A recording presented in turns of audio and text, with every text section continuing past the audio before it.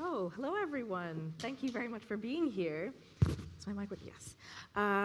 So today we are here to talk to you, Rumaan Alam. So just to introduce myself, my name is Chandrika Narayanan Mohan. I am a writer living in Ireland, and I'm very excited to have this conversation today about Rumaan Alam's book, Leave the World Behind. Thank you so much to Kirch for having us, and thank you to the US Embassy as well for supporting this event. I'm going to start by a wee introduction about you, and then I will let you take it away. You're in charge, so. I don't think so. We'll see where we are by the end of this. Right. So Rumaan is author of 3 novels, Rich and Pretty, That Kind of Mother, and Leave the World Behind. His other writing has appeared in The New Yorker, New York Review of Books, Book Forum, The New York Times, New York Magazine, and The New Republic. He studied writing at Oberlin College and now lives in New York with his family. And so we're here to talk about Leave the World Behind, in my opinion, a deliciously claustrophobic interrogation of sort of power dynamics, race, class, and access to information. Will you tell us a little bit about what Leave the World Behind is about? Well, you just did it so much better than I could. It doesn't seem fair to. As a strict matter of the plot, Leave the World Behind is a novel about, sorry, it's so intense because the light is so bright and it's almost like there's no one there. Which would be kind of like an amazing twist. If Lights go up, no one. If it was like the Twilight Zone. It's a story of a family on vacation, a family of 4, middle-class New York family of 4. It will maybe not escape your notice that I am from a middle-class New York family of 4. You writers, just you write what you know, I guess. And they're on vacation in a part of Long Island, which is the sort of suburbs of New York City. And they've rented this beautiful house, and there's a swimming pool, and they're just hanging out with their horrible teenagers and enjoying being on vacation. And the second night of their stay at the house, there's a knock on the door. And there's a stranger there, a black couple who are older than this couple, and they tell them that this is their house and that there's an emergency, there's a blackout in New York City, and that this couple has come to their country home because they can't ride the elevator up to their apartment on Park Avenue. And I usually stop there because, I mean, we talked about this a little bit. I'm not someone who cares about spoilers. But it is a book that sort of relies on this premise and then sort of dropping you into something maybe, hopefully, that you don't necessarily expect. Yeah, I have to go against so many of my own instincts because like a solid third of the book, I'm like, I don't want to ruin it for anyone here. But to give us a flavor of the book, would you like to read a wee excerpt from it? Sure. I usually say this when I read. When you want your children to go to sleep, you read to them, because reading is really boring to listen to. So I will be judicious in what I read. And also, part of the sad thing about getting older is like, I can't see anything now, and I have to take my glasses off to read, and then you get to see me without my glasses on. Anyway, it is what it is. It's like there's no one out there anyway. You don't need to know anything going into this excerpt. Amanda volunteered to go to the grocery. They'd passed a store, and she retraced that path. She drove slowly, windows down. The store was frigid, brightly lit, wide-aisled. She bought yogurt and blueberries. She bought sliced turkey, whole grain bread, that pebbly mud-colored mustard, and mayonnaise. She bought potato chips and tortilla chips and jarred salsa full of cilantro, even though Archie refused to eat cilantro. She bought organic hot dogs and inexpensive buns and the same ketchup everyone bought. She bought cold, hard lemons and seltzer and Tito's vodka and 2 bottles of $9 red wine. She bought dried spaghetti and salted butter and a head of garlic. She bought thick-cut bacon and a 2-pound bag of flour and $12 maple syrup in a faceted glass bottle like a tacky perfume.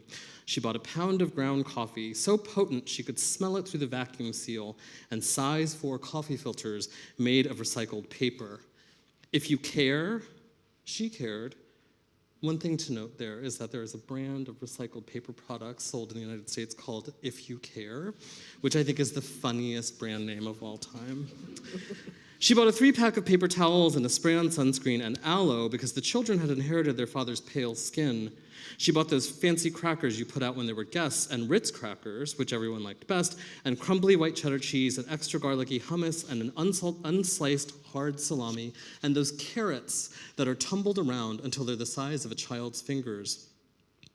She bought packages of cookies from Pepperidge Farm and 3 pints of Ben & Jerry's politically virtuous ice cream and a Duncan Hines box mix for a yellow cake and a Duncan Hines tub of chocolate frosting with a red plastic lid because parenthood had taught her that on a vacation's inevitable rainy day, you could while away an hour by baking a boxed cake.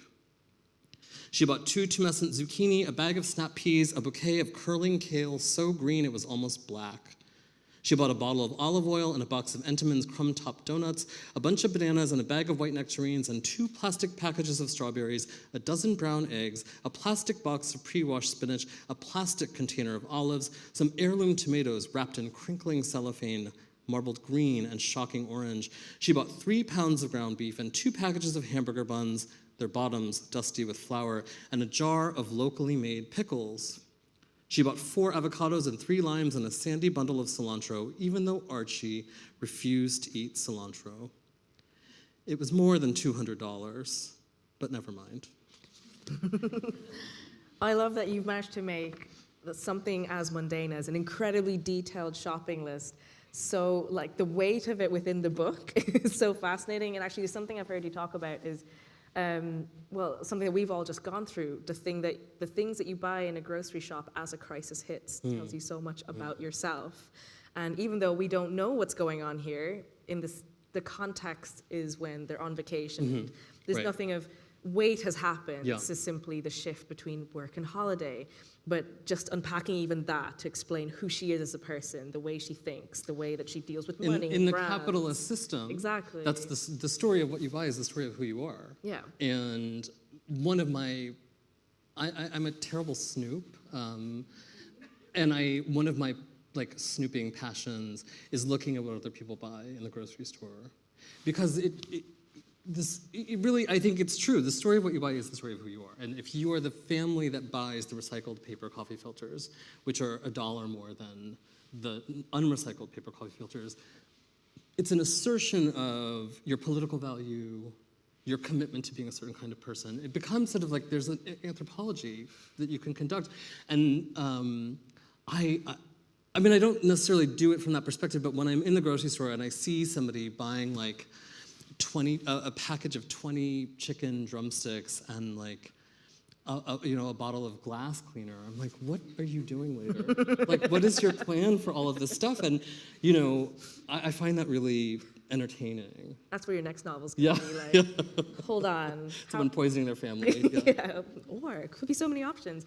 But actually, let's go back a little bit to the people that are mentioned in this and just talk about sort of the host of characters that we're working with in this novel. So we have the couple, Amanda and Clay, their children, Archie of the cilantro dislike, Right. and Rosie, and then we have the black couple at the door, Ruth and G.H. Washington, and they're kind of the people that really hold this whole. It's almost like a play. It feels like it happens in one room even when it doesn't. So this is the cast that everyone kind of carries through. So how did you kind of build this, besides the fact that the family is a little bit of a reflection of people in your family, how did you build this group of people together? Well, the truth is that I can't write about more than that. It's too hard for me. And when I read fiction that sort of spans decades or has cast of, there's a work, it's published as 3 novels, but it's really one book by Jane Smiley called it's collectively known as The Last 100 Years. Some Luck, I think, is the first book. Some Luck, it doesn't matter. Jane Smiley. Anyway, that fiction contains 3 generations of a single family, and it's a sprawling, huge thing, and there's this frontispiece in the beginning that helps you sort of understand who's who and how they're all related. I just don't have the brain for that. I marvel at that kind of imagination. Reducing this down to these 6 people in this one location was really key to me being able to write it. And you're not the first person to say to me that it has this feeling of a theatrical experience, which I love hearing because I was thinking a lot about Who's Afraid of Virginia Woolf when I was writing this, which is an extraordinary play. If you've ever seen a production of that play, even a bad one, I bet would be good, because you just have this feeling that you have stumbled into this party, gone completely off the rails, and that you're stuck in there. And I wanted the reader to have this experience of you feel like you're on vacation with these people and that you also can't leave. That not only can they not leave, you can't leave until it all plays out. I mean, I think that feels like what makes it such a page turner, because you're like, what's going to happen to me? Like, Right, trapped yes. in this room with these people. But like, also the fact that you have these concentrated characters, the way you write about them is so fascinating, and like, you really get into their brains. So we are shown their sort of knee-jerk reactions, their callousness, their insecurities, and their biases.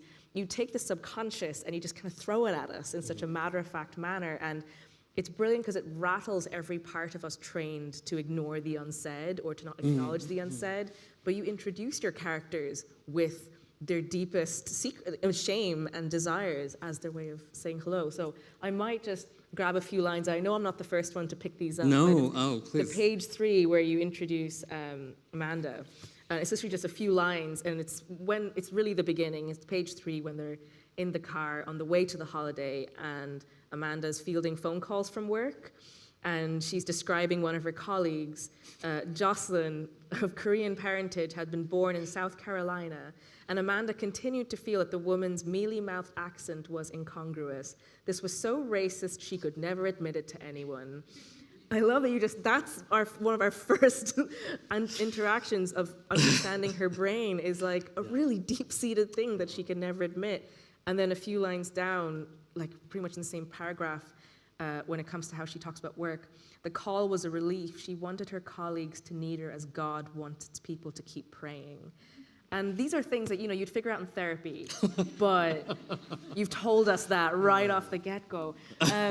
So yeah, like this sort of authorial narrative style where you turn subtext into text, like how did you go about analyzing that? Because that's really understanding human nature on such an intrinsic level with these fictional characters, and then bring that to the surface. Oh, well, that's very generous reading. You conjure the character, right? So ultimately, you get to control them, and you conjure them toward an end. And I think some of what you're describing actually revealed itself to me in the process of editing this book. This is a great endorsement for having a good editor, and an editor you trust, because the experience that I described to you of wanting the reader to feel like you are participating in the book, a lot of what happens in the book is contingent on the characters not knowing what's happening. But as my editor very bluntly said to me, like, the tension in this book relies on the characters not knowing what's happening. However, then the reader doesn't know, and it's very irritating. And so I was trying to correct against that and simply have the book explain to you exactly how the characters are feeling. And it does that with Amanda, but it also does that with, the book goes into everyone's, really not the children, but all 4 of the adults, it goes right into their minds. Yeah, it's almost like, because you give us so much with some characters, it's fascinating when you know a little bit about some really key players, and you don't have access to why they make their decisions, but you have so much access to some of the others. And like I said, something that I want to talk about is, that struck me with the book is this theme of frustration and impotence and helplessness. And sort of we get these masterful glimpses into that crippling terror of emasculation, for example, with the male characters, with the way they want to play the role of the man of the family, and the way that they're so terrified of failing in that role. But then that weaves through the frustration of some of the other characters as well, how they have to go against their own instincts because of societal rules or what they think is proper. But then, like you were saying, the frustration of the reader when, we don't quite know what's going on, but then that frustration plays off against the fact that eventually we know so much more than the characters. Like, how did you play with all those frustrations? Well, yes, and hopefully hopefully the reader, because it's hard to talk about this in generalities because it's so specific to what actually unfolds in the book, but my hope is that the reader then has the experience of saying, well, what would I do? Yeah. How would I respond in a moment of crisis? And by strange coincidence, this book was published into a moment of like real crisis, right? And one of the first crises that was sort of without border, right? I mean, COVID did not affect everyone the same way, and certainly money still provides like a border, I think. So I think the rich were really, I think the rich had a very different experience of the last couple of years than most of us did.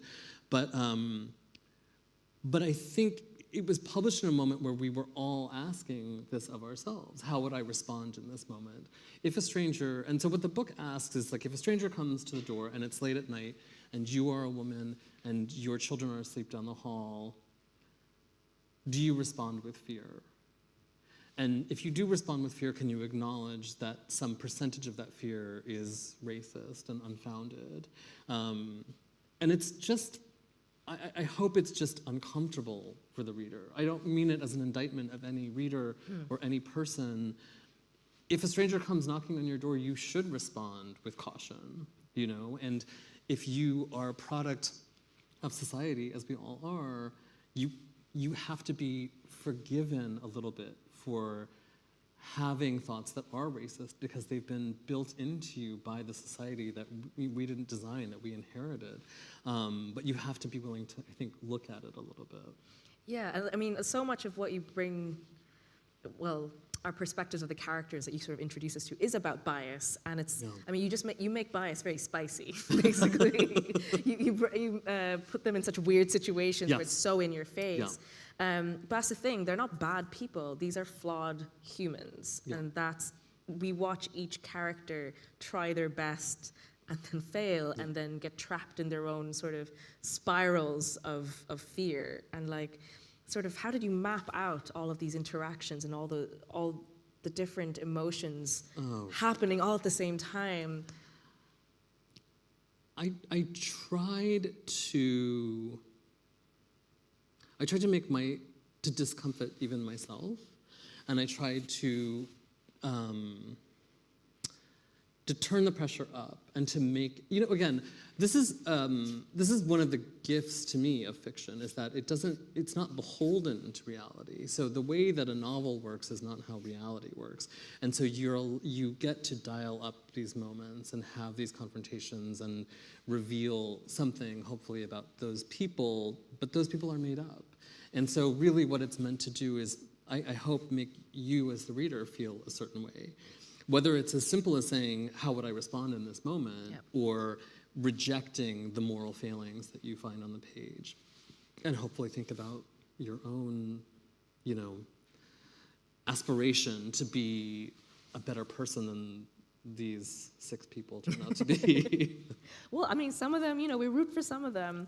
But actually, I want to go back to that point, exactly, the knock on the door moment. Yeah. So that's really the turning point of the story where, you know, you set it up to be, you know, too serene to be true, like describing so many calming things. But as a reader, you're like, what? When's this going to kick off? Like, why is the shopping list so threatening? But there's no reason for it to be threatening. And now you're making me really nervous reading it. So, I mean, you set this up, and then there's following from that moment where these 2 families confront each other. And there's a series of very uncomfortable interactions where, as a reader, like, I was feeling nervous and waiting for things to kick off then, even though nothing overtly happens often. The way you set that up adds to that frustration.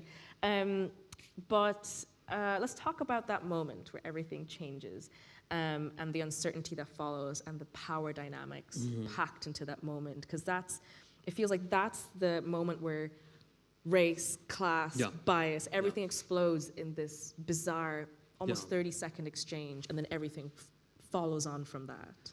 My hope was that if you didn't know what the book was, and you picked it up and started reading it, you would think it was a book about a family on vacation.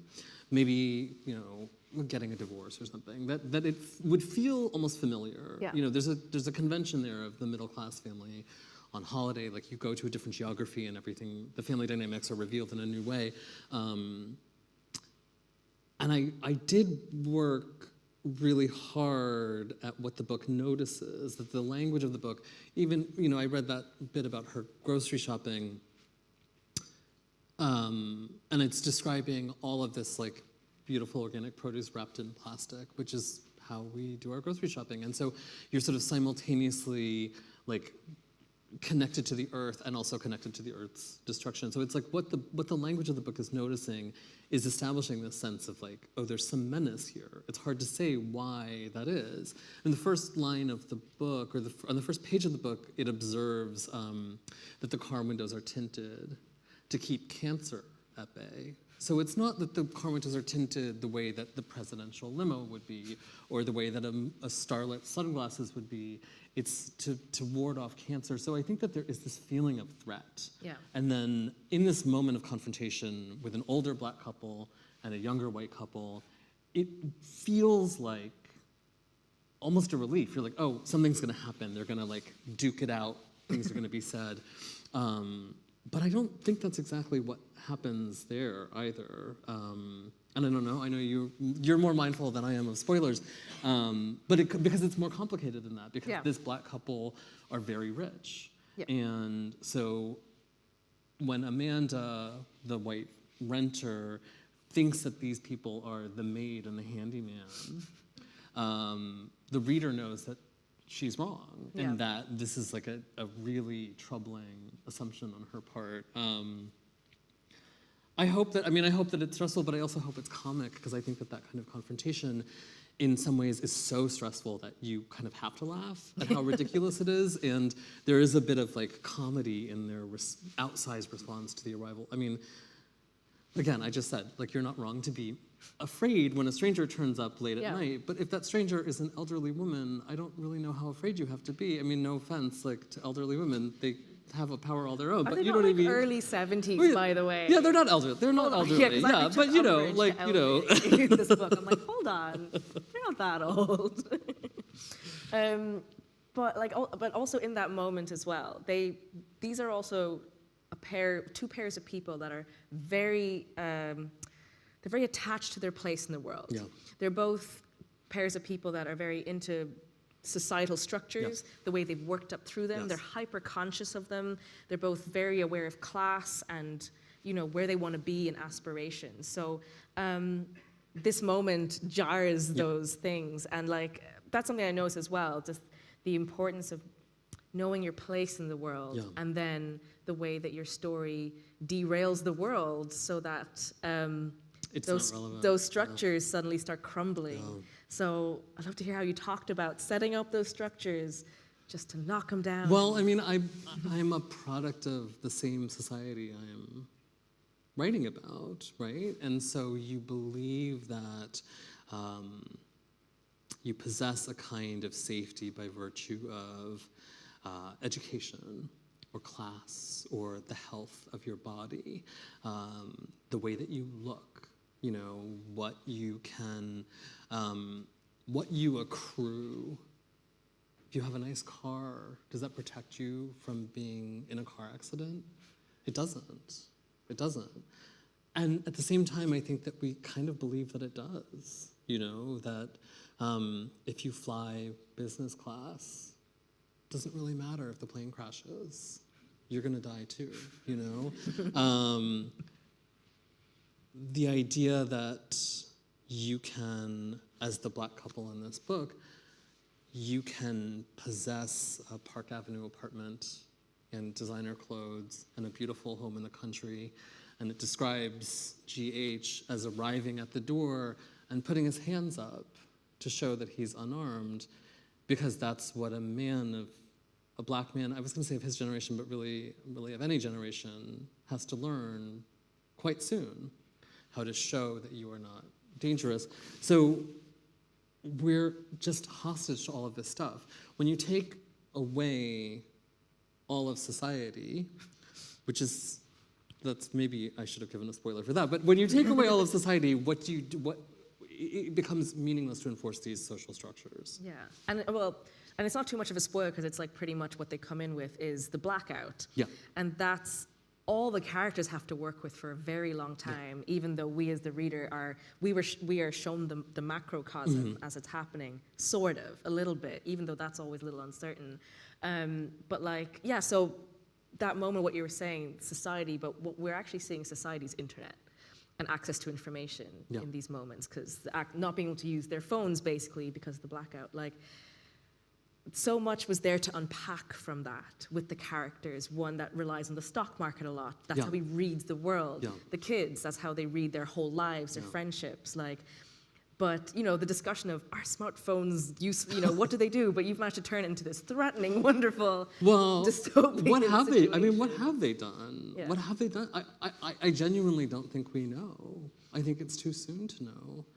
I'm 44, so in my lifetime, in my adulthood, I have seen a transition from, like, I remember when I first could drive, writing directions down on a piece of paper and like putting it like in the car, like so you could kind of see it and like glance at it as you were driving, to putting your phone, like, so my husband, I never drive, he does all the driving, so my husband puts his phone, like, you know, on that little suction cup thing, and is so reliant on it that sometimes it's as though it's like he's not driving, it's like he's driving into the phone, you know? And he uses it on a drive that we take all the time.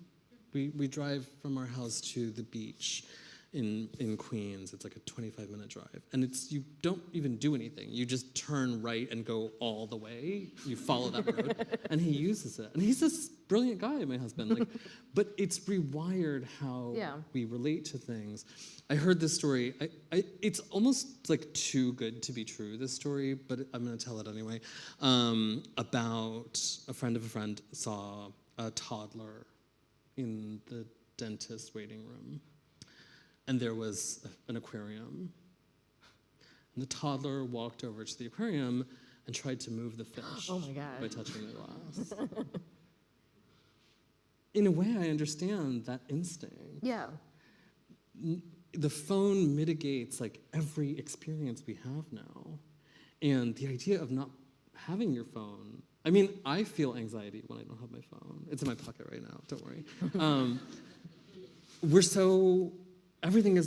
That's how everything happens, you know? And in some ways, it's like, if you didn't take a picture of your cappuccino, did you even have it? Like, it's a really weird thing. And you've managed to turn it into like a horror story. With, you know, these people trapped there with no access to the internet.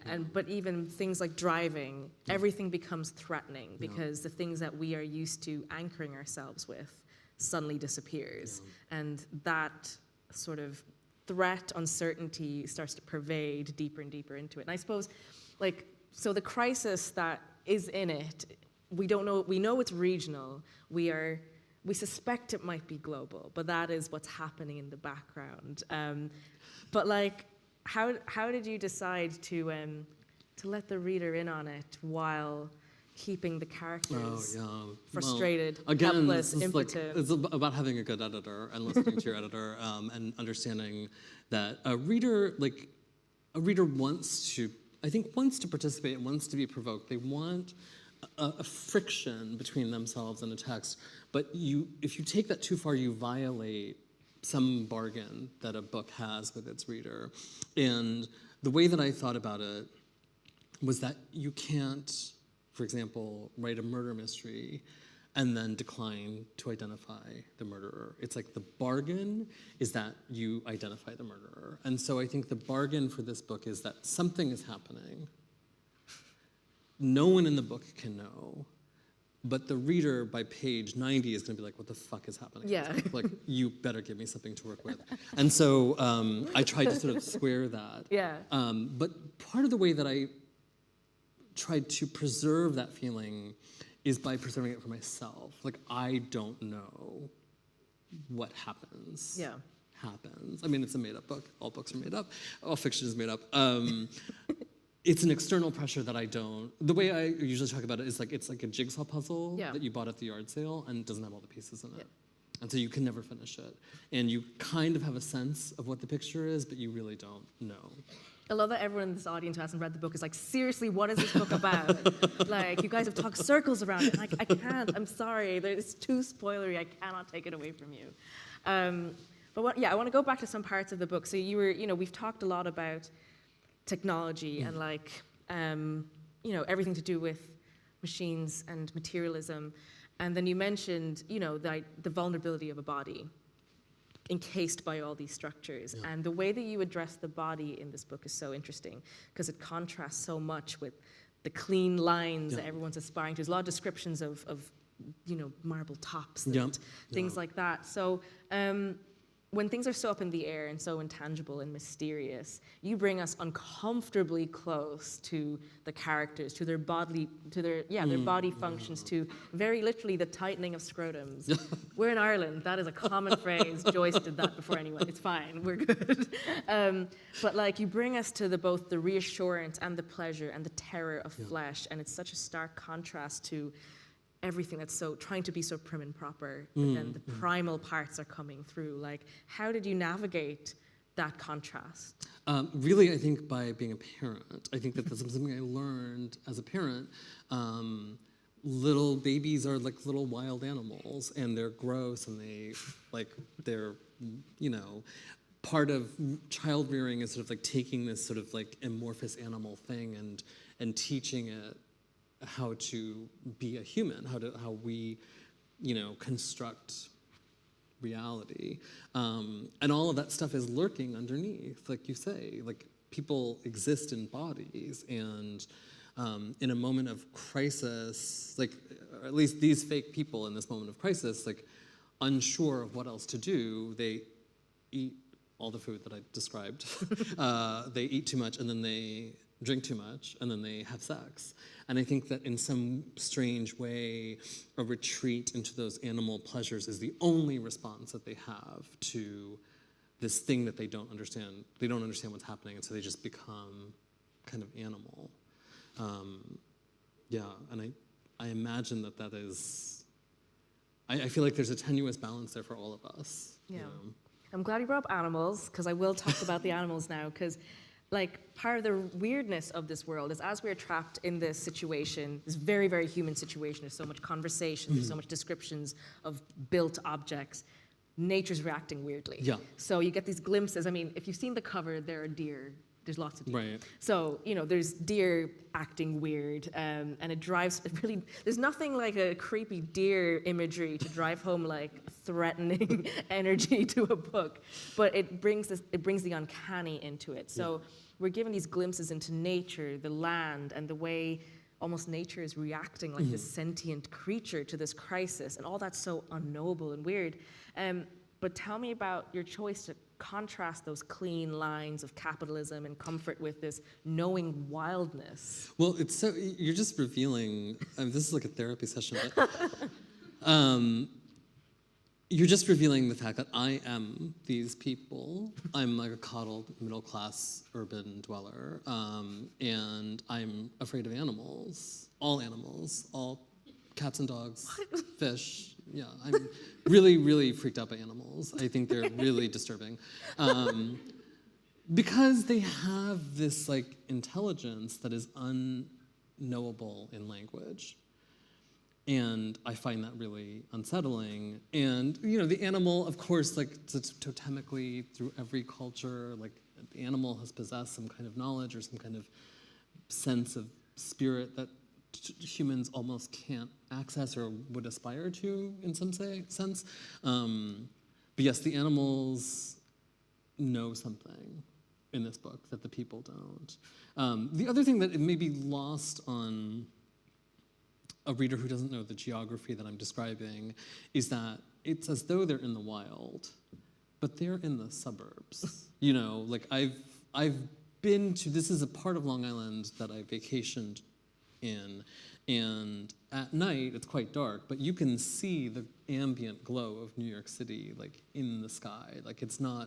They're not out at the ends of the earth, but it feels that way because they are like me, soft coddled, useless without a cell phone, can't do anything.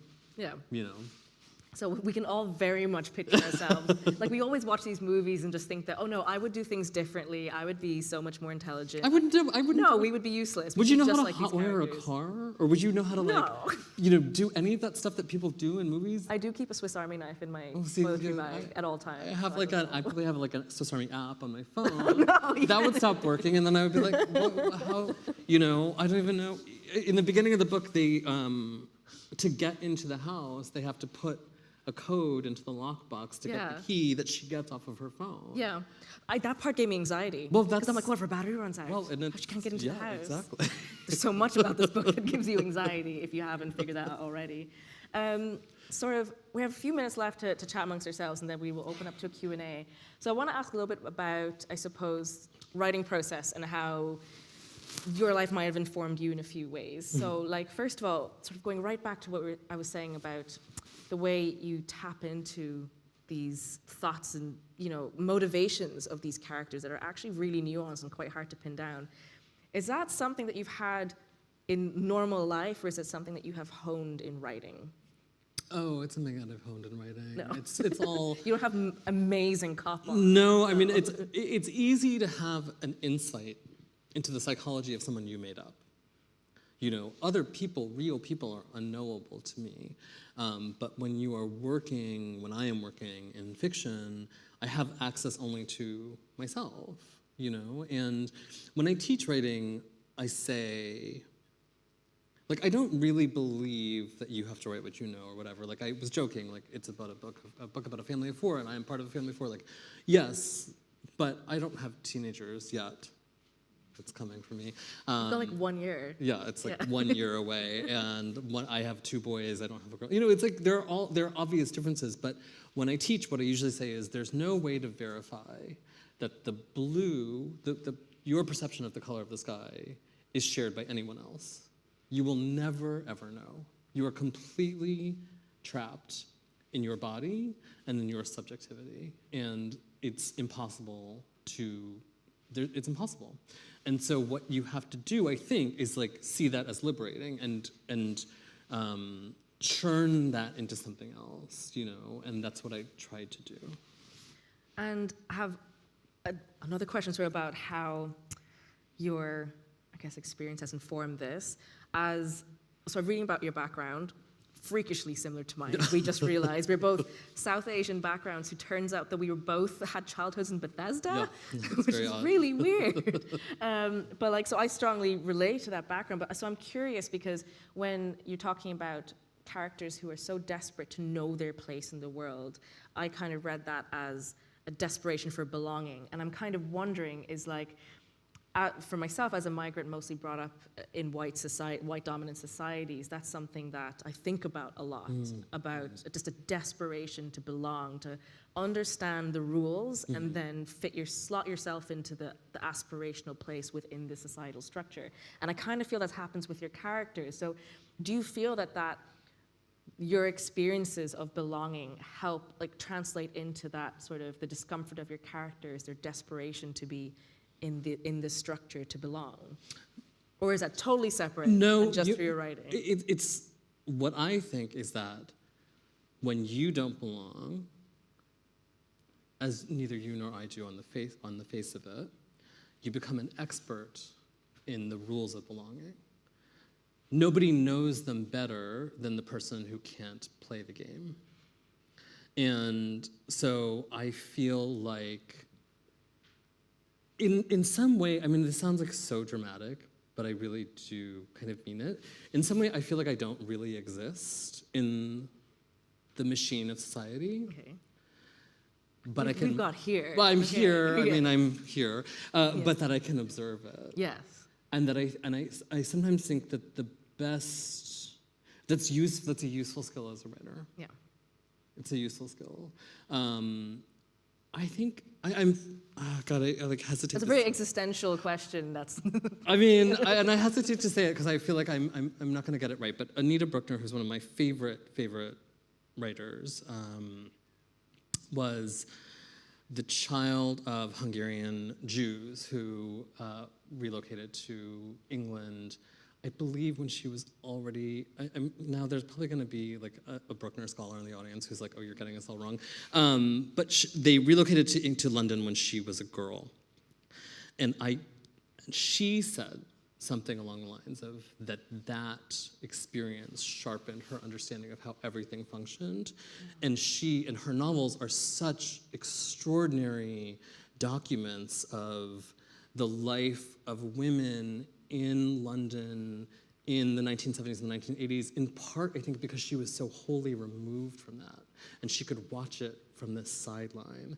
And so when I say to you that I don't really feel like I exist, I don't lament it, because I think it sort of sharpens my ability to do what I do on the page, but I really do mean it. I do, like, especially in the United States, when we talk about race, we talk about the binary of black and white. There's, like, the United States is not ready to have a conversation about, like, the rest of that particular spectrum, you know? And so I think that's been very useful for me as a writer. Well, Ireland certainly is very recently catching up to that at all. So even though the conversation started a lot longer in America than here, it feels like that discomfort to acknowledge the I don't know, the variance and the things that aren't dichotomous and aren't easy to put into boxes. Yeah.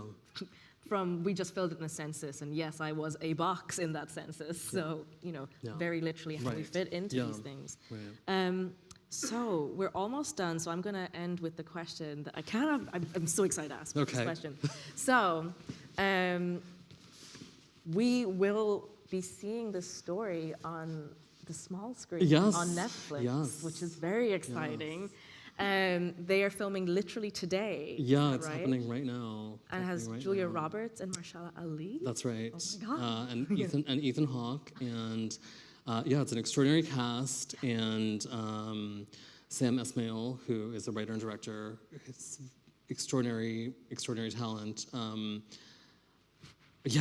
I'm excited. It's I don't know what to say. Like, it's so strange. It's so big. It's incomprehensible even to me. Yeah. It was great fun trying to explain to my children who Julia Roberts is. Oh my God. Because her kind of fame is irrelevant to a 9-year-old, and I was like, well, let me see if I can explain this, and I don't know that I was able to.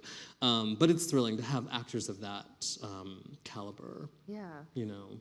But it was fascinating to read about that, because so much of this book happens in the characters' minds, in each different character's mind. So, like, are you kind of just going, I will let you guys figure out how you're going to do that? Yeah, I think that for me, writing books is what I can do. And Sam is such a talented screenwriter. I read the script. I mean, he solves the problem. And it's his problem to solve. It's not my problem to solve, mercifully. He solves the problem, and it's pretty extraordinary. I'm really excited to see it. It's very exciting. I love that. It's so interesting to actually be able to talk to an author as this is happening, and the so weird strange. processes of letting go your story, really. Yeah, it's so strange. Yeah. So you seem to have a very healthy attitude of like, well, that's yours now. I mean, it's like this is what I do. Yeah. And if I tried to make a movie, it would be absolutely terrible. So Well, it's also a very cinematic book in a lot of ways. I think so, and I think that his adaptation really teases out some of those strains and polishes some of that sort of internal stuff that you're saying would be very difficult to depict on screen. Yeah, well, I don't want to go into anything, but like I was just thinking, there's a lot of interesting sounds, but no, you'll have to figure that one out yourself.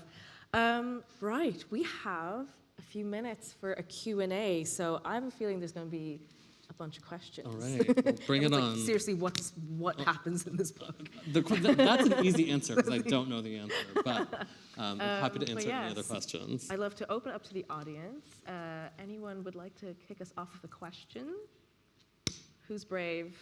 I know there's like a super fan. Okay, well, I don't know if that's you, but I know there are a few in here anyway who have questions. But yes, there's one there.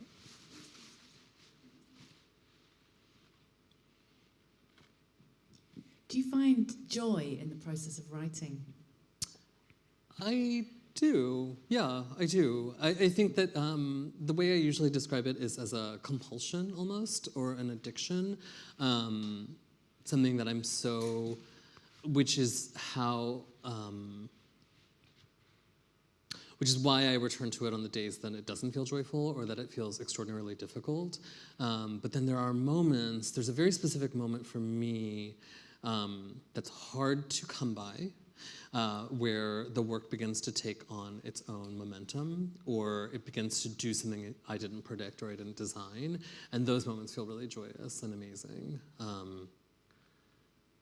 Yeah, I understand when writers talk about how difficult it can be, or how it's a solitary business. It can be a very thankless business to return to a work in progress day after day, month after month. But I think if it's utterly devoid of joy for you, then maybe it's not what you should be doing, right? I hope that there's some kernel of that happiness in it for people. Anyone else? Has to be. Everyone's being very shy and very well behaved. It is it's a post-watershed? It's post-watershed. I'm going to say it is, even if it isn't. Definitely has to be more questions. Anyone else? Yes, one there. We read it in book club. It was a really great book. Do you write in the middle of the night or early in the morning? Or? I usually do my best work in the morning, but this book I did work on. I had a really deranged process for writing this book, where I wrote this book in a period of desperation. I had left a job and I had no money and I needed to do something. And my husband said to me, you know, I had a third book under contract with my publisher, but I didn't have the book itself. And my husband said, just go write a book. And I was like, okay, it's just that simple. And I knew what I was going to write, and I had an outline, and then I just gave myself a month to write a first draft. So I wrote a first draft of this book extremely quickly, which I don't recommend because it was terrible, a terrible, terrible first draft. But then I think writing it so fast created a sense of energy that's inside of the book that I hope was preserved for the reader. And when I was revising the book, I went to stay in a terrible hotel in Midtown Manhattan on my husband's frequent flyer miles. And so I had 4 days in this hotel. And the people who worked in this hotel absolutely thought I was on a drug binge because I went into this room with nothing, I had one change of clothes on my computer, and I worked basically around the clock. Wow. And I would work until 2 in the morning. So I checked in at 3.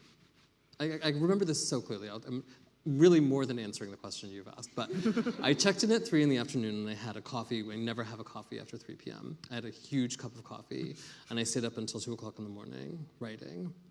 And then I went to bed and I slept until 6 in the morning and I got up and I wrote again. Without even getting out of bed, I put my computer on top of me in the bed and I worked from 6 in the morning until lunchtime. And then I got up and I went and got a bagel and I came back and I fell asleep for an hour and then I went back to it and I worked again until 2 o'clock in the morning. So it really was like a drug binge, actually, only without drugs and maybe without the joy that the previous person was asking about. But I do find that I work best in the morning before it's my way of answering your question. I do find in the morning I haven't read too much of the internet. I haven't lost my enthusiasm for the day. I haven't thought about Donald Trump or anything, and I can just sort of do my work. I'm not sure what advice was contained. There's no advice. Don't do that. Don't That's do the that. advice. Don't do that. It is not a healthy way to write a book. Any more questions? Yes, down there. Ooh. Where's the microphone? Oh, you're on. Just yell. One collective scream. No. First of all, congratulations on the adaptation. Thank you. I'm very excited to see it. And you talked earlier about the theatricality within the text. Is that something that you keep in mind while you're writing? Are you more like focused on the theatricality? Are you more focused on like what you want done in the plot or the character development? Like what? Obviously, all of those things are present in the book and they're very well developed. But do you start focusing with one and then develop the others, or? I mean, I think on this book, for the first time, I was conscious of how artificial fiction is. Even the fiction that we call realism, the way to represent reality is not by fidelity, because a faithful representation of reality would be so boring no one would ever read it. And so that realization was really useful, and there's a lot in this book about the house. So I think it was really about like the idea of a stage set that you could fill. And really, I feel like it was this book that was a turning point for me about that theatrical quality, which is really of interest to me now. The realization for me that the work that I've read over the past couple of years, the stuff that has felt most real to me is the stuff that has departed the most from what we would call real. I saw Natasha Brown talk yesterday. I don't know what, I've lost my sense of time. She wrote a slender little book called Assembly, which is so crazy. It's such a the premise of the book, which I don't want to say because I don't want to spoil the experience of reading it, is so insane. It's so outlandish. But what happens is that the book then becomes this document that feels really faithful to what it must be like to be inside the body of a Black woman in contemporary life. Really an extraordinary way to get to that target through the side door. And so I think realizing that like made me feel freer to amp up the oddness or the fakeness of a fiction. Very good question. Anyone else? Yes, one back. I knew. I was like, once someone kicks it off, there's going to be loads. Hello.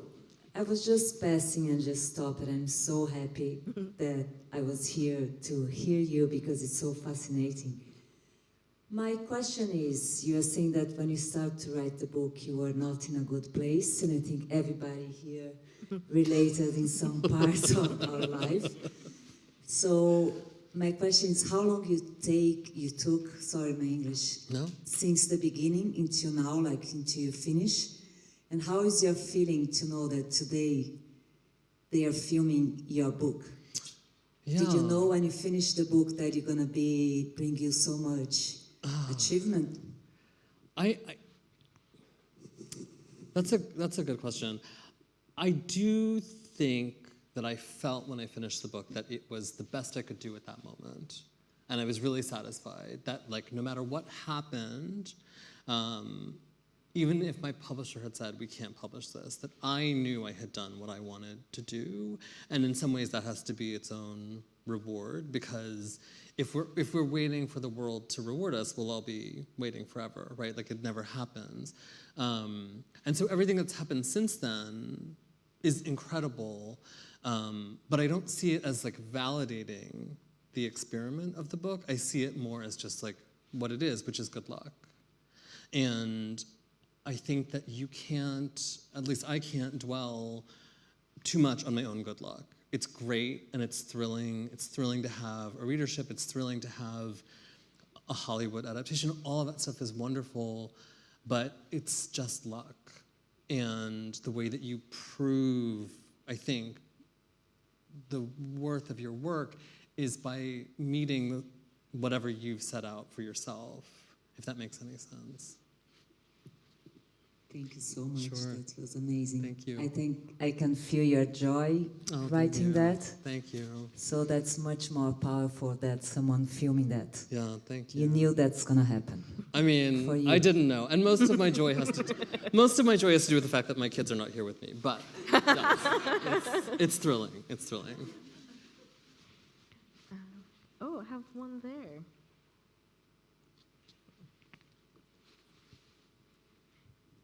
We read your book for our book club, and It's when you, it's the super fan. Yeah, We finally. when I was reading it, I expected something awful to happen, and halfway through reading it, I realised something awful wasn't going to happen, except what happened was even worse. And you didn't. what amazed me, like you didn't finish the book, you didn't tie it up. Which I really liked, because in some books, it's all nicely tied up in the end, and everybody goes their separate ways. But this book is left with lots and lots and lots of questions. Yeah. And I must say, I really enjoyed the book. It left me very scared. Oh, well, that's music to my ears. And it stayed with me for the whole week, and even still, it just got into me. But what I really liked was you didn't really tidy it up and nice and neat, and left Thank us you. with what was happening. I still don't know what was happening. I don't know either, as I just admitted to you. I think that not every reader appreciates that or finds that satisfying, because storytelling convention comes from history. We learn it from the very beginning of our lives, that that stories conclude happily ever after, or Shakespeare, everybody gets married or everybody is murdered on stage, right? Like we learn that. Those expectations are very built into us. What is scary in this book really is that we, as human beings, do not know what's going to happen to us from one minute to the next. And that is simply how you have to live. There's no way around that. And so the only way I could end this book was by simply saying, who knows what's going to happen? And that is, some readers find that frustrating. I mean, I wonder how it went over in your book club, because I've talked to a lot of book clubs, and I feel like in each one of them, like 50% of the readers are trying really politely to not tell me that they hated the book, and 50% of the readers are like, wow, I really liked how this book is so weird and doesn't tell you what happened. So, it's not for everybody, that strategy, but it felt like the only way this book could end. Well, I just want to say, I found it fascinating as well, because again, we're living in a very extreme uncertainty right now. So it was very close to the bone. But also, I did love that there's a satisfaction in the change of direction of the characters. Yeah. Like, that becomes very There satisfying. is some resolution, I think. There is some sense of like what will happen after your ability to access what's happening is concluded. But yeah, it's fascinating to see who finally gets their shit together. Yeah. Basically, because you're just watching people flounder, as all of us would literally do in the situation. Let's not even pretend. We would act brilliantly. Oh, I would have been dead on the first day. I have a Swiss Army knife, that's different. But I don't know about you, buddy. But like, I would have gotten at least somewhere. But no, it's brilliant because it's a mirror to ourselves, basically, and that's what's so terrifying. I think that is what's so scary about the book, is that if it is scary for you, I think what's frightening you is the way in which it's making you think about the thing that's scariest to yourself. And all of the things that I do state in the book that are scary are all the things that I'm most afraid of. Losing my teeth, being trapped in an elevator, and animals. I was going to say, and animals? Yes, and animals.